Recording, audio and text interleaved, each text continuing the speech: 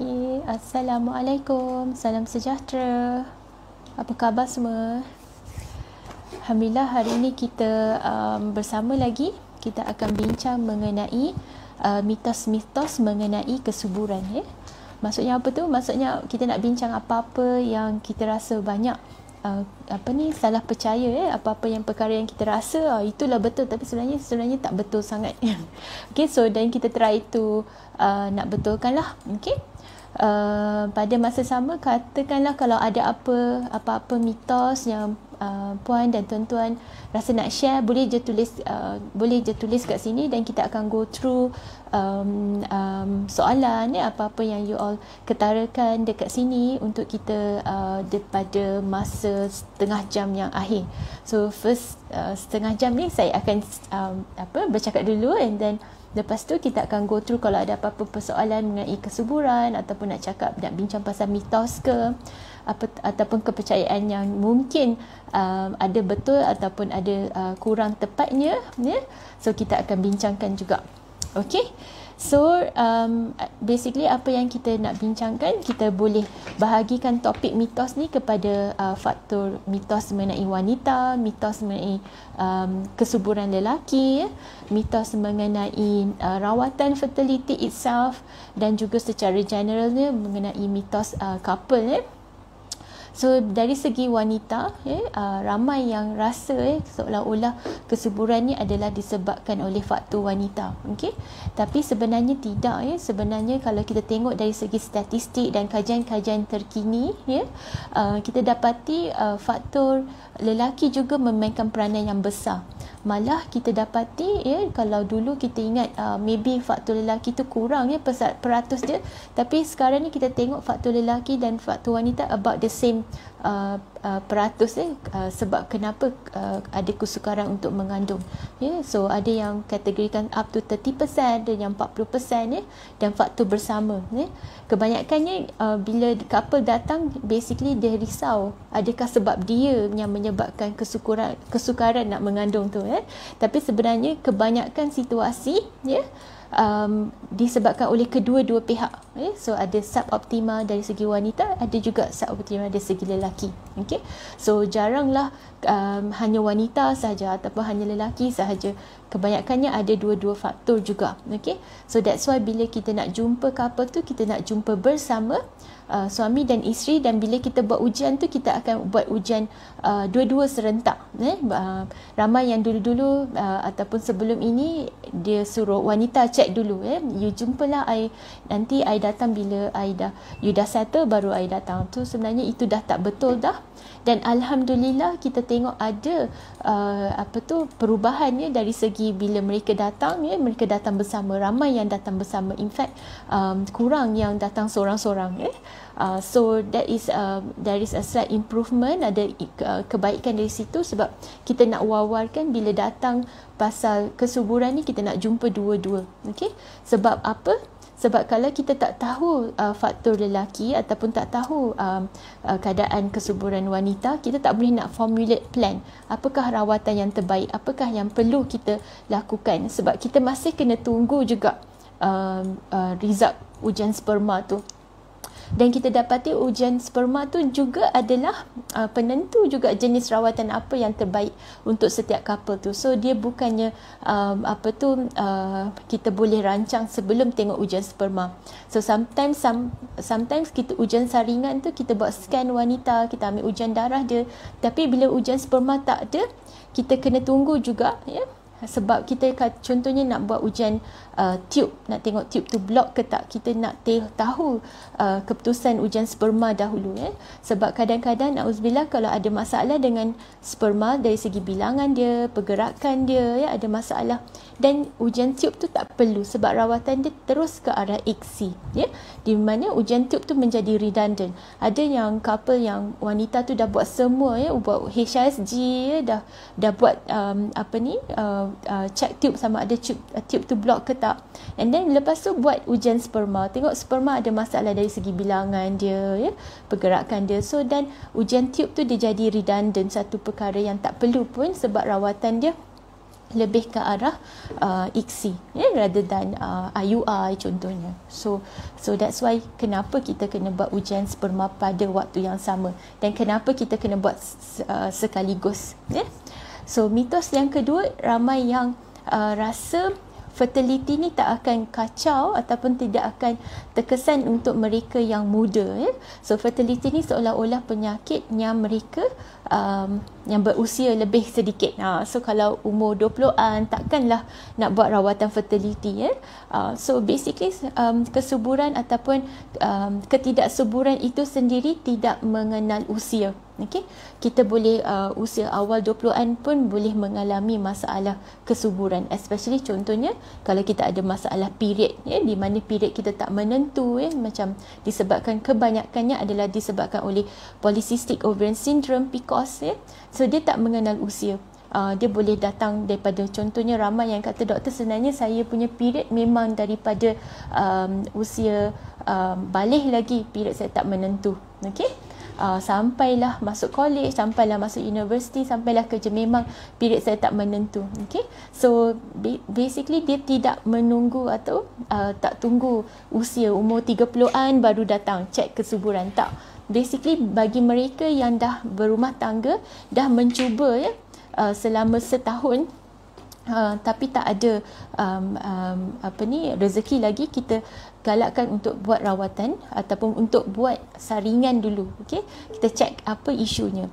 Sekiranya bila kita cek tak ada masalah, semuanya okey, tak ada apa-apa isu, dan sometimes kita boleh kata okey, tak apa puan, bagi masa lagi 6 bulan, keep on trying.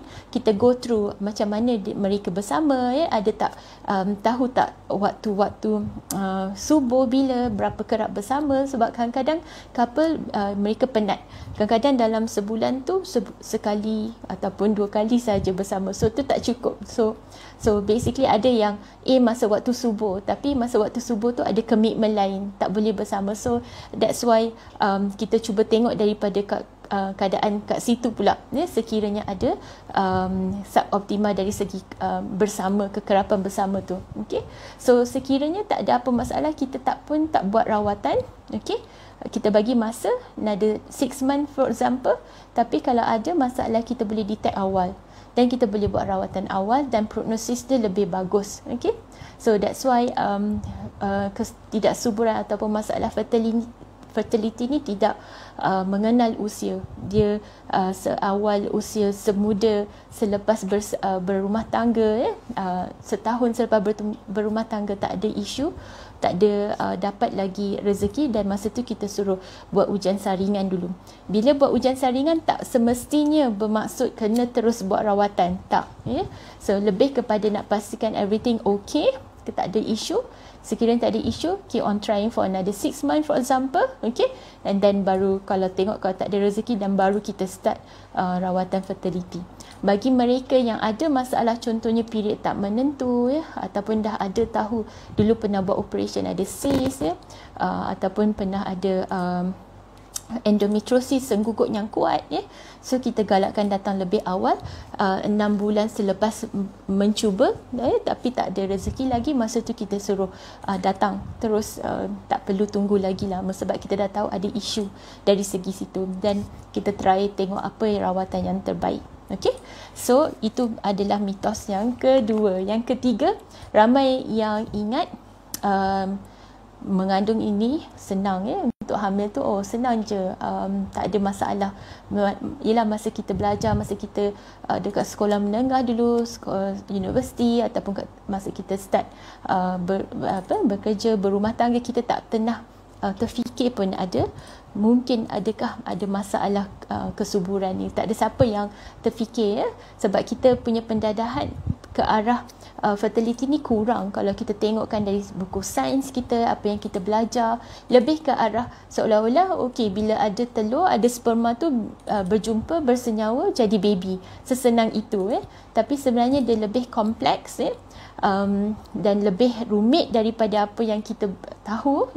So that's why kita ingat bila berumah tangga senang je terus mengandung, tak. So tak semestinya. So setengah couple, kalau kita tengokkan peratus mereka yang mengalami masalah kesuburan ni sudah meningkat dengan tahunnya. Daripada dulu, kalau 10 tahun yang dulu kita belajar 1 daripada 9 couple, 1 daripada 10 couple yang mengalami masalah kesuburan, tapi sekarang ni 1 in 6 1 daripada 6 pasangan boleh mengalami masalah ketidaksuburan, masalah fertility.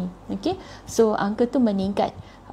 Kenapa? Sebab dari segi faktor sosioekonomi, kita tend to berumah tangga lambat sedikit compared to generasi mak ayah kita, nenek atuk kita dulu mereka usia belasan, awal 20-an dah berumah tangga, tapi kita mungkin lewat 20-an, awal 30-an, kini baru berumah tangga. So kesan kesuburan tu lebih terkesan pada generasi kita ini berbanding dengan generasi sebelum ini. So that's why dia punya percentage tu sudah mula meningkat. Okay, so kalau ada apa-apa soalan boleh start tulis kat sini ya. So nanti admin akan go through dan kita akan jawab pada second half. Okay, selain pada tu, apa yang kita mitos yang selalu kita rasa? Okay, ramai yang kata okay, jangan stress, just relax. Okay, pergi holiday dan cuba honeymoon lagi.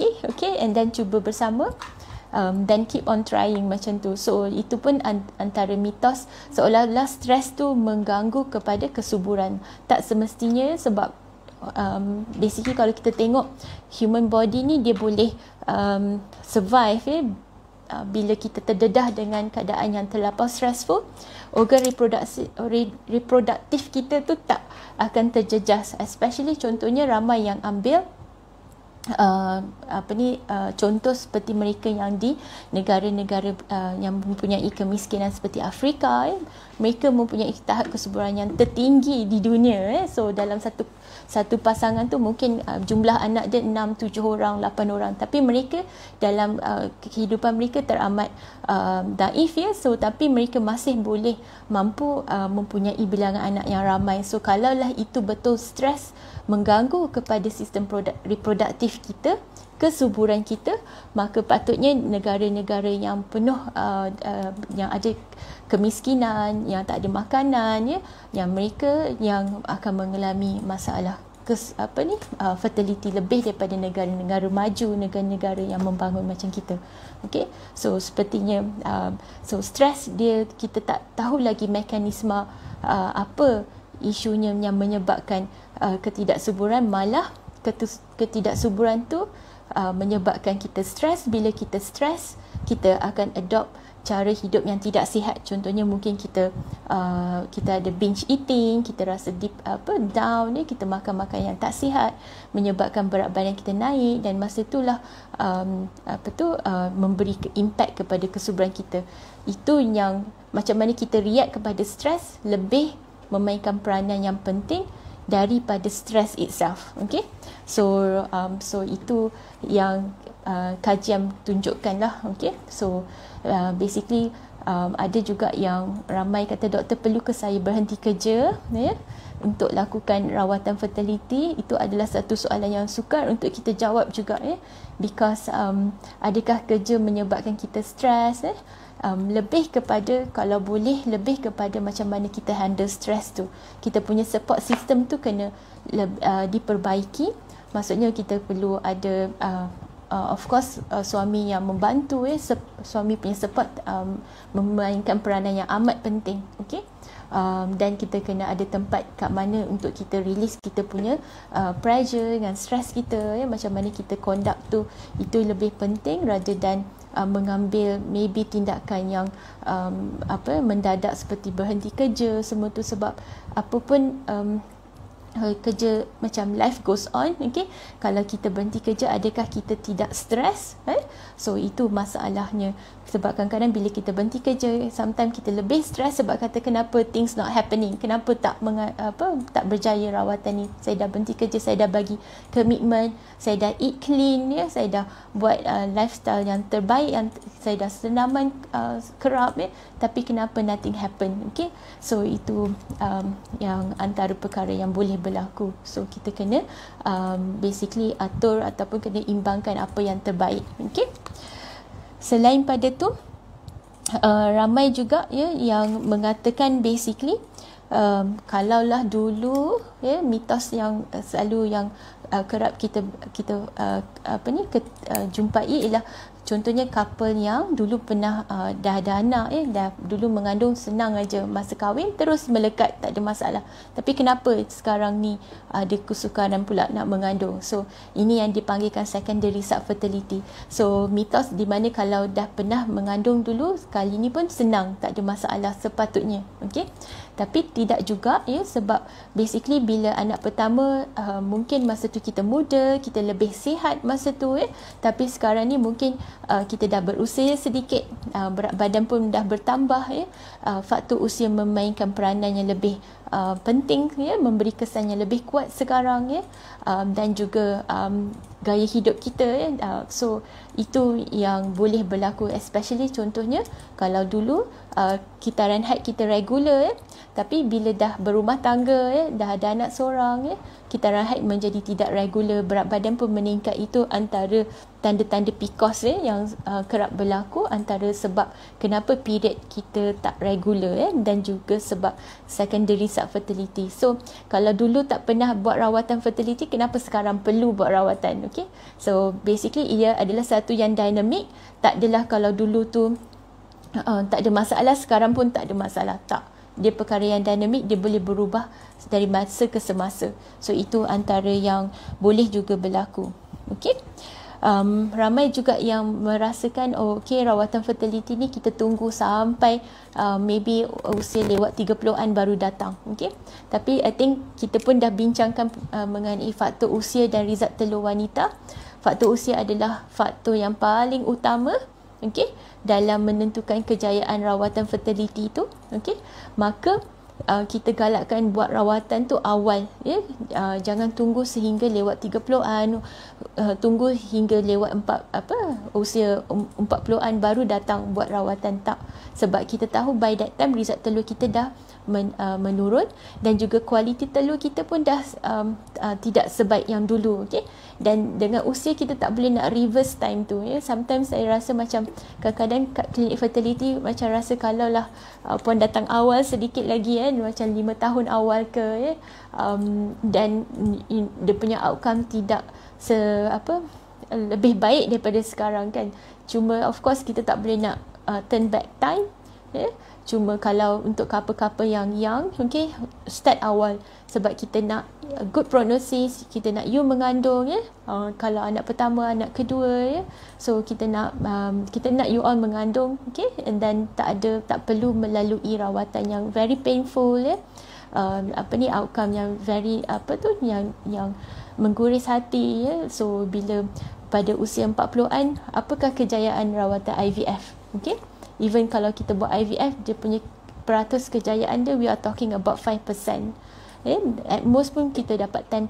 Tapi jarang yang kita dapat higher than that because result telur kita dah turun. Katakanlah result telur kita masih normal, kita buat AMH pada usia 40-an, normal untuk usia 40-an, tapi kualiti telur tu adalah sama dengan usia kita. So kita tak boleh nak tukar kualiti telur tu. So that's why kalau boleh jangan tunggu lewat 30-an, umur 40-an baru datang buat rawatan. Sebab masa tu chances dia dah turun So kita nak minta datang awal supaya good prognosis, dapat good quality embryo for example, dan kita boleh insya-Allah dapat higher chance of pregnancy. Sekiranya ada apa-apa masalah contohnya kalau perlukan operation, kalau perlukan ubat untuk disebabkan oleh endometriosis kadang-kadang rawatan IVF tu tak straightforward.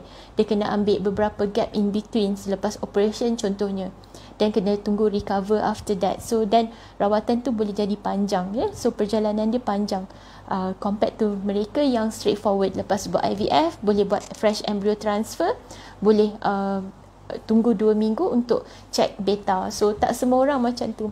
So bila ada faktor usia so itu akan memberi kesan dengan lebih kuat lagi kepada outcome kita. Ramai yang ingat IVF is the last resort. Mula-mula kena start dengan Clomid dulu, lepas tu baru IUI, baru IVF. Tak semestinya. Sometimes kita tengok contohnya kalau tube tu block dan kita terus kena buat IVF. Kalau contohnya kalau sperma ada masalah dengan bilangan dia, pergerakan dia, ataupun bilangan sperma yang teramat kurang, ya, dan kita terus ke arah ICSI, ya, rather than kita buat IUI dulu ataupun try buat Clomid. Dan basically rawatan tu bergantung kepada apakah indikasi, apakah sebab ketidaksuburan, rather than kena go through buat Clomid, buat IUI, baru buat IVF. Okay? Contohnya kalau wanita tu usia dia dah 35 tahun, kita lebih ke arah terus ke IVF rather than tunggu lagi, ya. Sebab kita tahu kualiti telur akan mula terkesan, okay? Dan juga result telur akan turun dengan lebih steep ataupun menjunam, compared to mereka yang much younger, okay? So that's why tak semestinya kena buat Clomid, IUI, baru IVF. So kita tengok indikasi dia. Alright. Okay, bagi ramai juga yang bertanya mengenai bila bersama dengan suami isteri bersama, normal ke kalau ada air keluar, maksudnya lepas bersama dan kita rasa macam ada cecair keluar, lendir keluar, adakah itu normal? Ya, itu adalah normal. Dan ramai yang risau, dok, habislah sperma semua keluar. So basically kita kena tahu yang sperma yang aktif tu dia bergerak. Sperma tu dia bukan statik, dia bergerak. Dan rahim kita pun dia adalah muscle, dia ada contraction dia, ya. So dia pun akan membantu sperma tu untuk naik atas, okey. So adalah normal. Selepas bersama ada cecair keluar daripada faraj kita, that's normal, okay, not to worry about that. Sebab kita punya vagina bukan satu yang vacuum yang akan suck all, ya. So some akan, bila kita bangun akan keluar sedikit air, ya.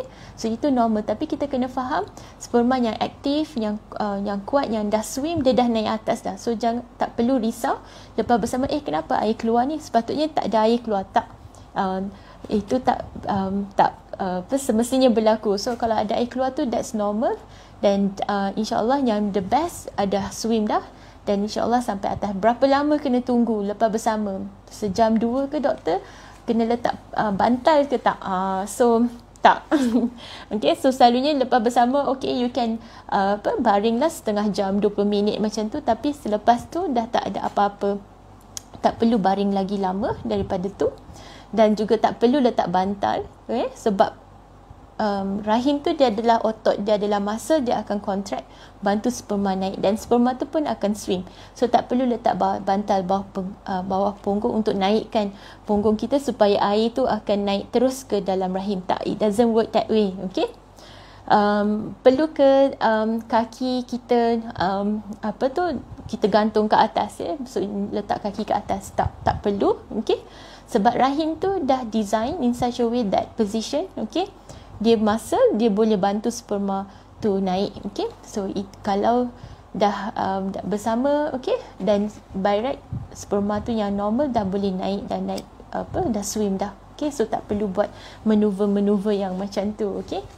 Berapa kerap kena bersama, okay. So ada yang kata, doktor kena buat hari-hari ke? No, tak perlu, okay. Sebab sperma tu boleh berada dalam rahim up to 5 days, okay. Apa yang kita galakkan adalah untuk bersama 2 hingga 3 kali seminggu, rather than try bersama masa waktu subuh sahaja, Kita suruh basically kenapa 2 hingga 3 kali seminggu, because kajian menunjukkan couple yang mencuba dan antara 2 hingga 3 kali seminggu mempunyai chance yang lebih tinggi berbanding mereka yang hanya bersama pada waktu subuh sahaja, okay?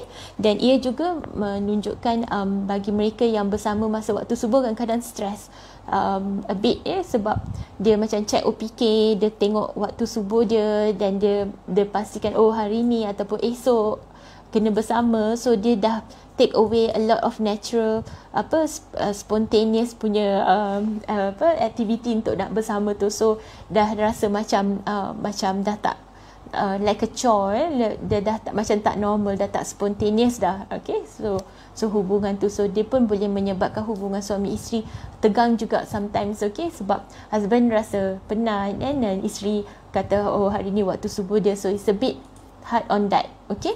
So itu yang boleh berlaku juga. So 2 hingga 3 kali seminggu dah cukup, tak perlu setiap hari, okay. sebab sperma boleh last longer. So bila, kalau ikut kajian, bila hari yang paling kalau bersama peratus untuk berjaya mengandung tu tinggi? Kalau kita tengok kajian ya, 2 hari sebelum ovulasi. Okey, so bukan masa hari ovulation tu. Okey, sebab the idea is for the sperma tu kena ada dekat dalam rahim menunggu telur tu, kehadiran telur tu. So telur tu very precious ya. So kita nak sperma tu tunggu telur tu hadir. Bila telur tu dilepaskan, ovulasi berlaku, dia ada masa 24 jam untuk berjumpa, bersenyawa dengan sperma. Okey, so 2 hari sebelum ovulasi adalah peratus tertinggi bagi mereka berjaya mengandung ya, bukan even hari ovulasi ya. So that's why bila buat OPK tu, bila OPK tu positif, bukan maksudnya masa tu ovulasi berlaku. Kita tahu OPK tu dia tengok hormon LH, hormon yang tengah tinggi, yang hormon tu bila tinggi tengah peak, masa itulah ovulasi akan berlaku selepas itu. Okay, so OPK tu dia detect waktu kemungkinan besar ovulasi akan berlaku sebelum ovulation happen. Okay, so itulah OPK. So bila OPK tu dah ada sama-sama double line, just bersama saja kalau mereka yang check OPK. Perlu tak check OPK? Basically kalau kitaran tu regular tak perlu, sebab kita tahu bila waktu subuh, dan kalau kita bersama 2-3 kali seminggu dan kita dah tahu. Tapi kalau OPK kita buat masa period kita tak menentu dan susah nak check ya. So that's why kalau nak buat OPK, period kena tetap. Kalau period tak tetap, memang susah nak tahu bila actually ovulation happen, ataupun double line tu susah nak dapat. Maka kalau period tak tetap, selalunya kita suruh jumpa doktor. Kenapa? Selalunya adalah disebabkan oleh PCOS. Antara sebab yang boleh juga adalah yang kita panggil premature ovarian failure, ataupun di mana ada tanda-tanda di mana telur kurang ya, boleh menopause awal. So itu the opposite of PCOS ya. So that's why kalau period tak regular, kena check, kena buat ultrasound, kena buat ujian darah, kena tahu kenapa. Okay, so tak boleh nak ignore sahaja macam tu. Alright. Okay, so bagaimana pula dengan faktor lelaki ya? So ramai yang ingat vape ya. Okay, kita dah tahu merokok yes akan affect sperma. Tapi ramai juga yang ada resistant juga bagi mereka yang yang merokok ya, sebab memang sukar untuk berhenti merokok tu. Okey, tapi kita tahu memang kajian telah membuktikan rokok tu memberi kesan kepada sperma, kuantiti dan kualiti. Kadang-kadang kita buat ujian sperma, oh lah doktor, okey je sperma saya, okey saya rokok macam biasalah, tak payah stop ya. Tapi itu dari segi kuantiti. Kualiti sperma tu kita tak tahu ya, sebab itu adalah bergantung kepada keupayaan sperma tu untuk bersenyawa dengan telur ya, dan menjadi embrio, sama ada embrio tu sihat ataupun tidak. Okey, so itu adalah kualiti punya proses. So that's why bagi mereka yang mengalami kesukaran untuk mengandung, kita galakkan untuk berhenti merokok. Tapi bila mereka berhenti merokok, ramai yang rasa oh vape tu lebih baik pada rokok. So sementara saya nak turunkan rokok ni, berhenti rokok, saya akan vape dulu sebab nak kurangkan sedikit-sedikit. Tapi sebenarnya itu bukan yang kita galakkan. Kalau berhenti rokok, berhenti terus, jangan ambil vape. Because ramai yang ingat vape tu lebih baik daripada rokok, maka in the end dia pun rokok, dia pun vape, dua-dua sekali. Okay? Sebab vape pun susah nak berhenti. Okay? Dan kalau ikut kajian dah menunjukkan yang vape ni memberi kesan kepada sperma, although dia dalam animal studies, because vape ni masih benda yang baru, lebih banyak data diperlukan untuk dapat long term data.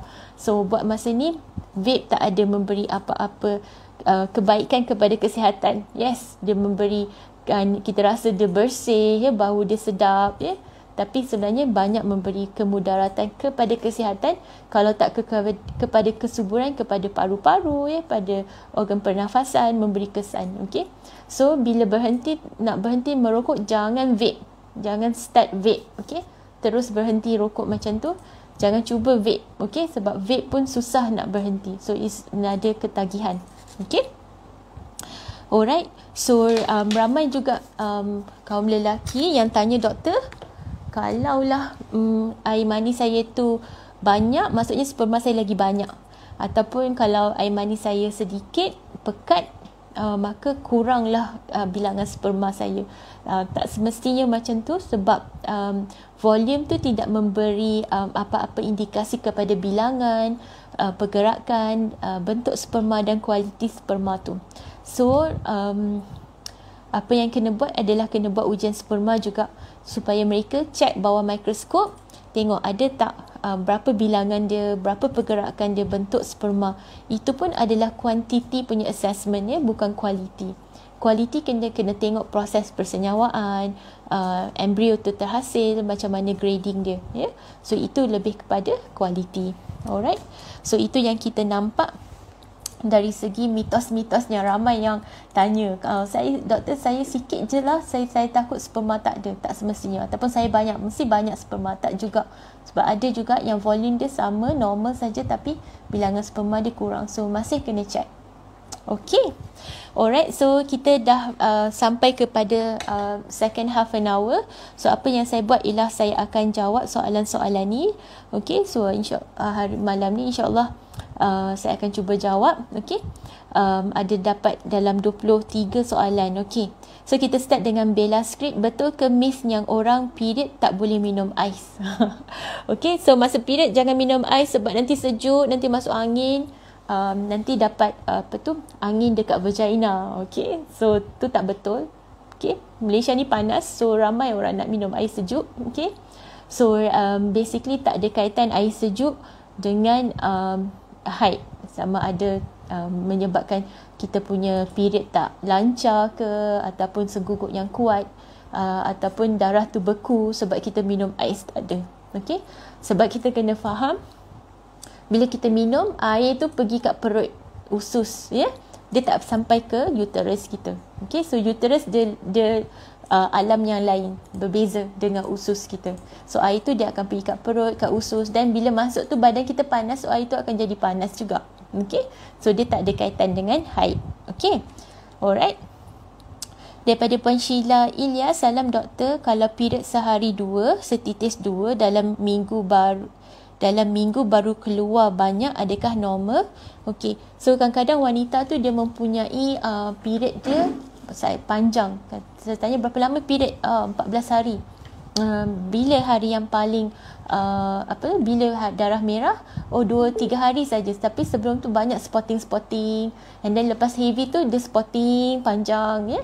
So itu adalah tak normal. Okey, so kita nak minta puan kalau boleh check dengan doktor apa sebab period ni macam seolah-olah macam panjang, tapi yang panjang tu adalah disebabkan oleh spotting rather than period yang betul. Okay, so antara sebabnya macam PCOS menyebabkan pendarahan tu dia sedikit sangat, macam spotting coklat rather than merah yang betul. Dan sometimes dia tak pakai pad pun, dia pakai panty liner sahaja sebab sikit. So kena check, and then untuk pastikan kenapa yang berlaku macam ni. Okay, seterusnya Puan Ifah Mirzu, minum kopi boleh kurangkan kesuburan? Minum kopi berapa banyak? Okay, so dari segi sains, kajian menunjukkan minum kopi yang tak lebih daripada 200 mg, tak silap saya sama dengan 3 cawan sehari should be okay, tapi lebih daripada tu boleh mengganggu, especially kepada ibu yang plan nak mengandung ataupun ibu yang mengandung, sebab dia akan memberi kesan kepada pembesaran bayi. Okay, so kalau nak minum kopi boleh, tapi minum pada kadar yang mungkin tak lebih daripada 3 cawan. Okay, so that's okay, sebab kita kena faham fertility ataupun rawatan fertility ni dia bukannya macam kita kena dalam waktu yang pendek. Kadang-kadang setengah couple dia panjang setahun, 2-3 tahun, lebih panjang daripada tu. So kita kena ambil satu approach yang boleh, yang sustainable, yang kita boleh lalui. Kalau 2-3 bulan tak minum kopi mungkin okey, tapi untuk selama-lamanya macam maybe bagi setengah wanita is too much Dan dari segi kajian dia kata tak lebih daripada 3 cawan. So 1-2 cawan tu okey untuk dalam sehari. Okey, ada yang nak minum pagi sebab dia nak bangun pagi, dia nak dapat macam boost untuk so then that's fine. Kalau satu cawan tak ada masalah. Okey. Seterusnya Puan Hafizah 5949, orang yang ada PCOS susah nak pregnant ke dok? Okey. Ya betul. Kalau PCOS tu tak teratur, ya. Kenapa PCOS? Sebab period tu tak regular disebabkan oleh telur tu lambat matang. Bila telur lambat matang, ovulasi tak berlaku, maka ataupun ovulasi berlaku pada hari yang lewat daripada sepatutnya, okey, maka bila nak persenyawaan tu berlaku kurang, okey, ataupun ovulasi tak berlaku langsung, so dia tak boleh nak jumpa dengan sperm, maka itu yang menyebabkan ada kesukaran untuk mengandung. Namun begitu, mereka yang ada PCOS, bila mereka mendapat rawatan, okey, the prognosis is good, okey, sebab isunya ialah material tu ada, telur tu ada, kita hanya perlu matangkan dia, kita hanya perlukan pastikan ia berjumpa dengan sperma, bersenyawa, dan insya-Allah boleh mengandung seterusnya. Okey. Seterusnya adalah Nur Syukrina, adakah estradiol tinggi possible untuk pregnant rendah? Kalau estradiol tinggi, possibility nak pregnant rendah. So because estradiol ni adalah hormon wanita, dan kita tahu estradiol punya level berubah dengan masa dalam kitaran kita. So kita kena tengok level tinggi tu dengan konteks kitaran hari keberapa. Okay. Yang kita basically untuk wanita yang PCOS, hormon estradiol dia mungkin tinggi. Okay. Dan kita bukannya treatment tu untuk estradiol tu rendah, tapi lebih kepada untuk rawat PCOS tu tersebut. Okay. So dia punya rawatan lebih nak tahu kenapa level tu tinggi. Okay. Ada apa-apa isu tak? Adakah masalah dinding rahim tebal? Itu disebabkan oleh telur lambat matang, dinding rahim dah tebal, ataupun disebabkan oleh endometrial hyperplasia contohnya, dan kita kena rawat tu dulu. Okay. Dan insya-Allah boleh mengandung, ya. Okay. Puan Q Seh Lara, doktor period tak datang macam mana nak proceed IVF? So kalau period tak datang, minta berjumpa dengan doktor. Selalunya kita akan buat scan dan kita akan cek sama ada cek hormon, dan kita akan bagi ubat untuk turunkan period tu. Okay. So itu yang kita lakukan. Kalau period tak datang, sebab IVF kita tahu kita kena start masa period. Bagi mereka yang PCOS contohnya, period dia tak ada, okay, ataupun period dia tak regular, so tak tahu bila ni doktor nak datang ni, lama ni, kadang-kadang 3-6 bulan baru datang sekali, ataupun period tu dia macam spotting je, saya tak tahu bila nak datang. So kalau itu berlaku, kita minta untuk berbincang dengan doktor, berjumpa dengan doktor, saya period saya dah lama tak datang, saya nak start IVF. So selalunya doktor akan bagi ubat untuk datang kan period, turunkan period, dia panggil withdrawal bleeding. Okay. So selalunya ubat tu adalah hormon, sama ada untuk 10 hari, untuk 5 hari, bergantung pada keadaan masa kita scan. Tengok dinding rahim, kalau tebal mungkin 5 hari dah cukup untuk turunkan period. Tapi kalau dia nipis, dan kita kena bagi ubat yang lebih panjang, lama sedikit untuk turunkan period. Okey. Seterusnya Puan Ashmandin, makanan mempengaruhi ke doktor? Makanan mempengaruhi kesuburan? Yes and no. Okey. Sejauh mana pemakanan tu mempengaruhi kepada kesuburan? Lebih kepada efek kepada berat badan kita. Kalau kita makan makanan yang tak seimbang, berat badan tinggi, itu akan mempengaruhi kadar kesuburan kita. Okay? Dan of course kita galakkan untuk makanan yang seimbang, although it's hard because in Malaysia makanan kita semua sedap, and then senang sangat dapat, dan Alhamdulillah quite murah juga, untuk kita dapati semua, especially dengan Grab ni, semua susah untuk kita kontrol pemakanan kita. Tapi I think kita try as much as possible to be as healthy as possible, as clean as possible, supaya kita cuba optimizekan kadar kesuburan kita ataupun healthy lifestyle. Although sometimes susah untuk kita makan healthy setiap hari, okay? But then mungkin kita boleh ada cheat day ke once a week, yes. So then that's fine, sebab kita kena ingat this is not dalam masa 2-3 bulan, sometimes kita kena lakukan untuk jangka masa yang lama. So kita kena bagi masa juga, bagi diri kita a treat juga Okay, so sometimes kita stress lebih kepada sebab kita tak boleh makan ni, kita tak boleh buat ni, kita tak boleh buat tu, rather than the actual treatment itself. Okay, seterusnya ialah Puan Nuraisyah AR, kalau jumpa doktor untuk cek perlu bayar berapa ya?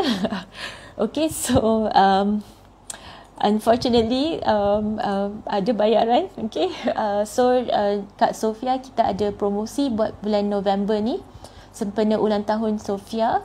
So nanti untuk couple yang first time datang, kita buat scan, kita buat ujian darah AMH dan juga sperma. Kos dia dalam 380, tapi ianya perlu dilakukan pada bulan November, bulan ni sendiri, dan tak boleh nak postpone pada bulan akan datang ya. So itu yang promosi yang ada sekarang. Dan puan boleh hubungi Sofia ataupun DM saya dan untuk dapatkan appointment sekiranya puan berminat. Okay, sekiranya dah pernah buat rawatan tempat lain, boleh je bawa report daripada sebelum ini dan kita boleh go through dan tengok sama ada kita perlu buat ataupun tidak. Sebab sometimes dah ada ujian sperma, dah buat ujian darah, so kita tak perlu repeat, especially baru lagi masa tahun ni baru buat, so kita tak perlu repeat. Kalau dia within 6 months and a year, maybe we don't have to repeat. Okay, seterusnya Puan Ziha Naziha, boleh ke makan ubat untuk kesuburan? Boleh ke makan ubat kesuburan? Yes, boleh ya. Makan ubat untuk kesuburan. Kalau ubat-ubat lain, selalunya kita tengok apa ubat yang lain yang puan ambil, especially kita nak pastikan ia tak mengganggu dengan kesuburan ya. Contohnya kalau ada steroid ya, kalau ada yang boleh mengganggu dengan ubat kesuburan, dan kita akan take note on that. Okay, so kebanyakan ubat okey, tak ada masalah. Okey, My TTC Diary 2021. Salam dok, boleh ke drive jauh sekiranya masa dalam awal pregnancy 3 hingga 4 minggu? Okey, drive jauh tu I suppose more than 4 hours. Kalau perlu boleh ya, kalau betul-betul perlu, cuma kena take time ya. Masa drive tu just take it easy rather than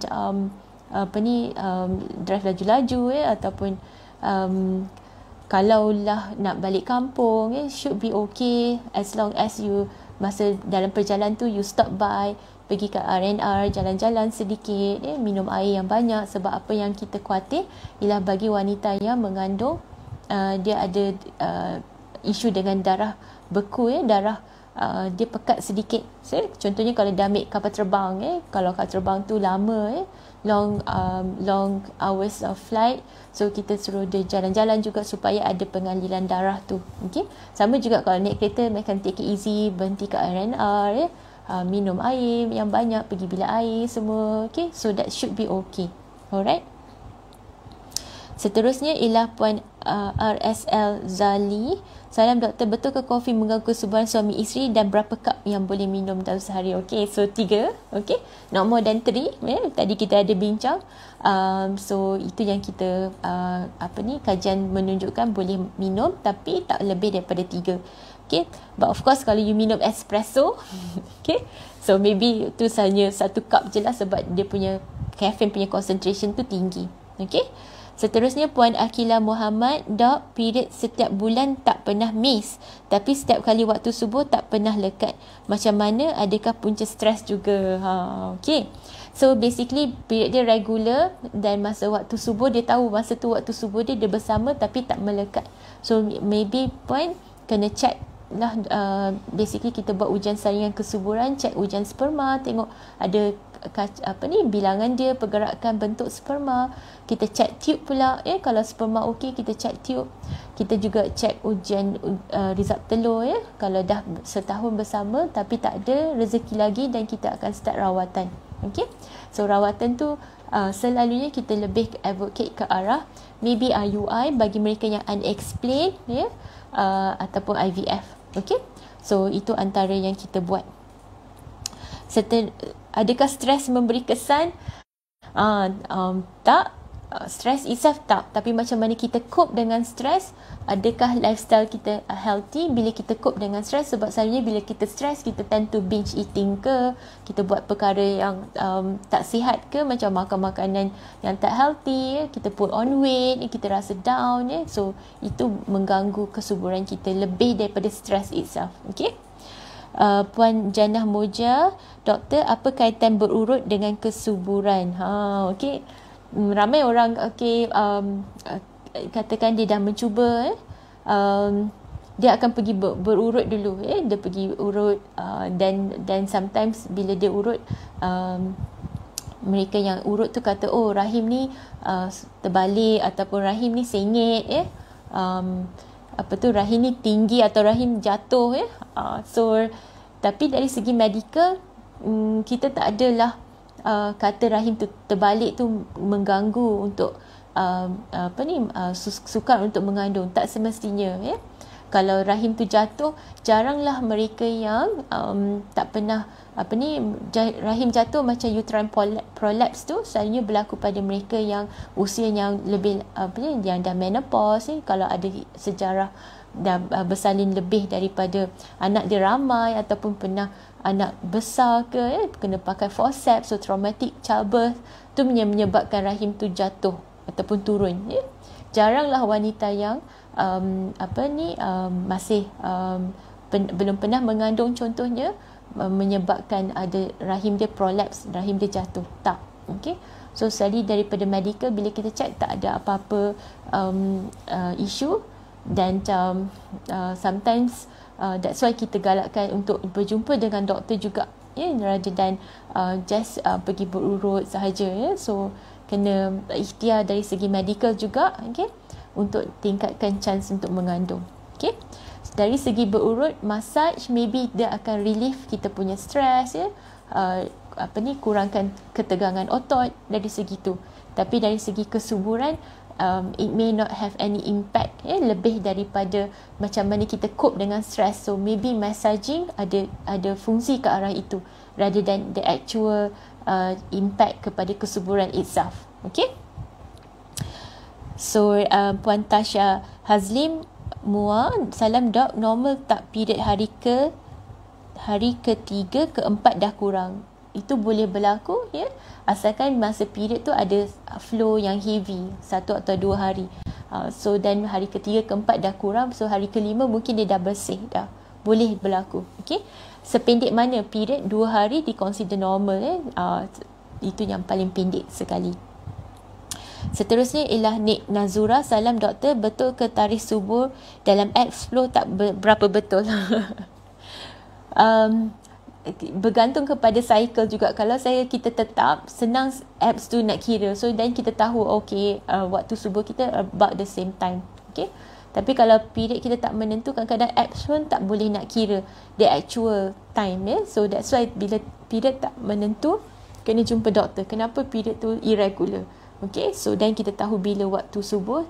Sometimes bila irregular adalah disebabkan telur tu tak matang, dan perlukan ubat untuk besarkan, untuk matangkan telur tu. Okay, alright. So yes, app tu adalah guide kita, tapi tak semestinya dia tepat 100%. Okay, especially kalau period kita tak regular. Okay. Seterusnya ialah Puan Nur Aisyah AR, boleh ke makan vitamin B complex shakily, ada kandungan asid folik, daripada sebelum kahwin, ikhtiar untuk cepat hamil lepas kahwin? Ya, boleh Puan. In fact, folic acid tu kita suruh galakkan ambil 3 bulan sebelum pregnant, So maksudnya bila berumah tangga nak ambil asid folik tu sebelum berumah tangga pun dah boleh dah. Mungkin boleh ambil 3 bulan sebelum berkahwin. Okay, so itu yang paling yang kita galakkan untuk plan your pregnancy. So kalaulah bila berumah tangga nak cuba terus hamil, so boleh ambil folic acid sebelum berumah tangga pun dah okay. Okay. Seterusnya ialah AXNX 02, salam doktor, kalau fallopian tube tersumbat, boleh ke try for IUI? Basically kalau tube sebelah tersumbat, yes boleh. Kalau kedua-dua tube tersumbat, tak boleh. Okay, so kalau sebelah tube tu tersumbat, nak buat IUI masih boleh, asalkan telur yang besar tu adalah di belah tube yang tak tersumbat. Okay, So bila kita buat IUI, kita ambil ubat Clomid contohnya, kita tambah dengan injection untuk besarkan telur. Tapi ubat-ubat ni tak boleh nak pastikan ovary belah kanan yang besar ataupun ovary yang kiri follicle dia besar. Sebab efek ubat tu kepada kedua-duanya. Tapi in the end, yang mana yang besar, kita harap adalah belah tube yang tak tersumbat. Dan ovulasi boleh berlaku dan tube tu boleh tangkap telur tu. Okey. Namun begitu, sekiranya telur yang besar tu adalah di belah tube yang block. Okey. Masa kita buat scan, lepas kita start rangsangan untuk IUI, tengok alamak tube follicle belah dia ada side yang besar. So then mungkin kita tak proceed dengan IUI, kita abandon that cycle dan kita buat next cycle, kita cuba lagi. Again, kalau dia besar belah tube yang tak tersumbat tu, then okey lah, alhamdulillah boleh proceed dengan IUI. Tapi kalau tak, masih kita tak boleh buat IUI tersebut, ataupun chance untuk air akan kurang sebab telur yang besar adalah bahagian tube yang tersumbat. Okey. Namun begitu, sekiranya buat IUI sekali tak menjadi, dan maybe the best next step ia adalah ke arah IVF. Sebab kenapa tube tersumbat? Sebab kita takut cause tube tersumbat tu boleh menyebabkan kedua-dua tube tu suboptima. Satu mungkin dah tersumbat, satu lagi fungsi dia tidak sebaik tube yang normal sebab kita tahu dalam tube tu dia ada macam rambut ataupun dia panggil cilia. Dia akan pushkan telur tu ke arah rahim dia akan pushkan sperma ke arah berjumpa dengan telur So mungkin fungsi cilia tu dah terkesan untuk tube yang tak tersumbat ni sebab bila kita check tersumbat ataupun tak, lebih kepada functional dia punya bentuk dia rather than bukan fiziologi dia dari segi fungsi cilia tu. Okay, so itu yang isunya dengan kalau tube block sebelah. Okay, antara sebab tube tersumbat, jangkitan endometriosis so jangkitan dan endometriosis dia adalah sistemik, maksudnya dia akan affect kedua-dua belah, bukan sebelah sahaja. Unless disebabkan oleh buat operation sebelum ni ada cyst contohnya, dan dia adalah faktor yang lokal dia dan faktor yang sistemik. Okay, so hopefully itu memberi penjelasan yang jelas juga. Okay, dan boleh bantu puan buat decision. Okay, seterusnya ialah puan Kasih di Laila. Doktor nak tanya, saya ada masalah dinding rahim tebal. Adakah ia sukar untuk mengandung? Gynae ada beri saya ubat Proganova ataupun Medroxy progesterone acetate, tetapi sejak mengambil ubat itu belum period lagi. Okay, so basically kita nak kena tahu kenapa dinding rahim tu tebal. Selalunya doktor gynae akan ambil sampel dinding rahim tu, ada hyperplasia ke so kalau ada hyperplasia dia akan bagi Provera contohnya. Okay, dan dia akan menyebabkan dinding rahim tu akan menjadi nipis semula. Okay, tapi kita kena ambil balik sampel tu, mungkin dalam 3 bulan selepas mengambil Provera akan ambil sampel tu dan pastikan dinding rahim tu kembali kepada lapisan yang sihat dan insya-Allah lepas tu baru boleh cuba mengandung. Okay, so itu yang berlaku. Kenapa ini berlaku? Ada ketebalan yang tebal ataupun hyperplasia adalah disebabkan hormon estrogen yang tinggi dan sometimes disebabkan oleh polycystic ovarian syndrome. Okay, so sebab itu polycystic ovarian syndrome tu dia bukan hanya isu dengan kesuburan saja, sebab dia memberi kesan jangka masa yang panjang juga, especially kepada dinding rahim. So boleh ubati, once dinding rahim tu kembali kepada ketebalan yang normal dan sihat, dan insya-Allah boleh cuba mengandung selepas tu. Dan basically bila habis je Provera 3 bulan buat sampel kembali normal, teruskan rawatan fertility secepat mungkin supaya agar dinding rahim tu dah normal dan kita cepatkan chances untuk mengandung. Okay, alright, seterusnya ialah puan Aina Nazura 107. Doktor, siapa yang digalakkan ambil ujian AMH? AMH ni adalah ujian result telur wanita.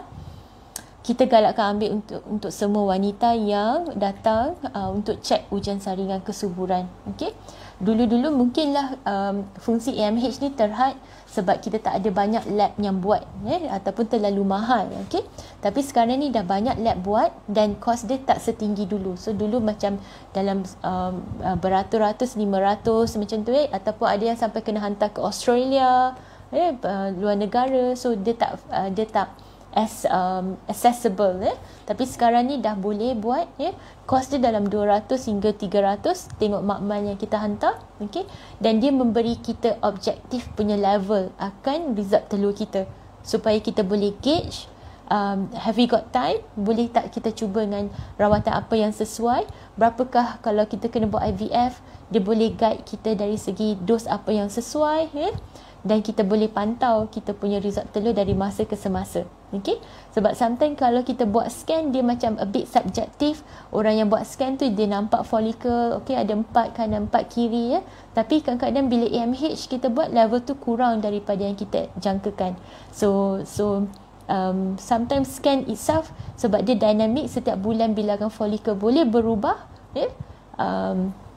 AMH dia lebih objektif, dia beritahu okey berapa level tu, alright, so dan kita tahu dan kita boleh letak dekat carta usia kita yang mana yang sesuai, okey, rawatan mana yang sesuai.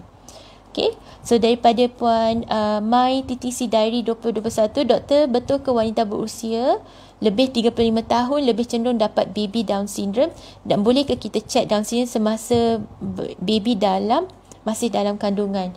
Yes, betul, sebab kita tahu usia telur kita sama dengan usia kita. So bila kita lebih berusia, especially 40 tahun ke atas, chances untuk telur tu memberi kualiti dia akan terkesan dengan lebih. Jadi mereka yang usia mengandung, especially yang 40 tahun ke atas ataupun 35 tahun ke atas, risiko dia lebih tinggi berbanding yang mereka yang 30-an, Boleh tak check masa kita mengandung? Yes, boleh, Ada banyak cara untuk check. Salah satunya adalah bila kita ambil darah, masa kita mengandung 11 hingga 14 minggu, kita boleh ambil darah. Kita boleh buat detail scan, dia panggil anti scan, knuckle translucency scan. Dia tengok leher, belakang leher baby tu, ketebalan dia, dan ambil darah, check ada tak risiko untuk dapat na'udzubillah Down syndrome, Dan juga air ketuban pun boleh juga buat, tapi itu adalah lebih invasif dan pada kandungan yang lebih berusia, macam mungkin dalam 15-16 minggu macam tu. Okay, so yes, boleh. Seterusnya Puan Arvid Krasivi Venurai, sorry kalau salah pronounce. Assalamualaikum doktor, soalan saya, bagaimana kalau pasangan itu PJJ, umur 30 hingga 35 dan period regular, newly found hemorrhagic cyst left ovary with retroverted uterus. Okay, so kalau dia PJJ, dan kita cuba timekan buat rawatan fertility masa husband dia datang, ataupun setengahnya, contohnya bila kita buat ujian saringan kesuburan, ada faktor lelaki, ada faktor wanita, macam tube block, ataupun result telur dia kurang, then sometimes kalau lah IVF tu is indicated, sometimes kita bekukan sperm dia. Okay, dan kita buat rawatan tu, sebab kebanyakan rawatan unfortunately involve wanita. Okay, so sperm suami kita dah beku, and then kita pakai sperm yang beku tu masa hari kutip telur tu untuk senyawakan dengan sperm. So contohnya suami dia offshore, kita banyak juga couple yang suami offshore, dan sekarang ni sebab COVID tak tahu bila turn suami balik. So sometimes apa kita buat, kita bekukan sperm suami dia, tapi bila sperm tu dibekukan, kita tak boleh buat untuk IUI, sebab kesan daripada pembekuan itu menyebabkan sperma tu tak seoptimal yang sebaiknya untuk IUI, so dia lebih ke arah ICSI ataupun IVF. So itu yang kita boleh buat.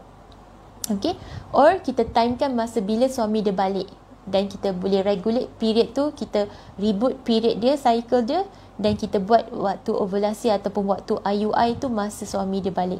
That's another way kita boleh buat. Okay, so tak perlu pakai sperm yang beku. Okay, so untuk puan, maybe yang terbaik, sebab ada history, ada hemorrhagic cyst sebelum ni, left ovary, apa yang kita buat ialah kita buat ujian result telur. Of course kita akan buat scan, ujian result telur AMH, kita check tube, kita check sperm suami juga. Okay, and then kita buat rawatan apa yang bergantung dengan keputusan yang kita dapat.